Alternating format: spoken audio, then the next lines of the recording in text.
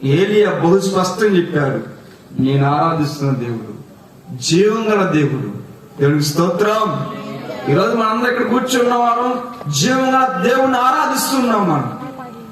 మనం అనుకుంటాం నేనేముందిలే, నా దేవుందిలే, నీ అంతా అనుకుంటాం, కానీ దేవుడు చూస్తున్నాడు.